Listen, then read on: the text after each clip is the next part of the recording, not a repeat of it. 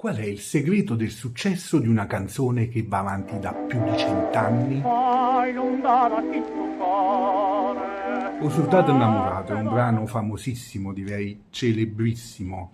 La cantiamo alle feste, ai matrimoni, negli stadi. Ma hai mai pensato che in realtà ha un significato molto tragico? Se non lo sapevi è perché non mi segui, quindi lascia un like, commenta e condividi il video con gli amici. Il testo, scritto da Aniello Califano nel 1915, è ispirato dalle lettere di un soldato al fronte che spediva alla sua fidanzata. Nonostante il brano faccia parte della categoria delle canzoni belliche, il suo testo è molto particolare perché non cita mai la guerra, ma la canzone parla solo d'amore.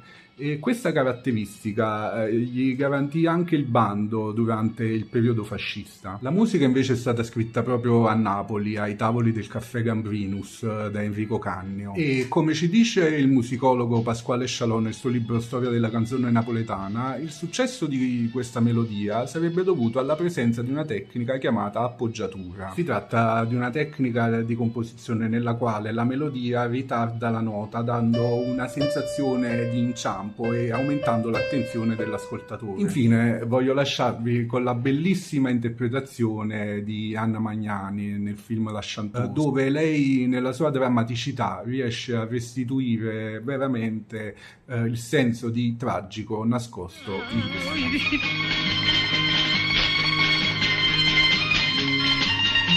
Sei stato, primo amore, prima e l'ultimo, sarai per me.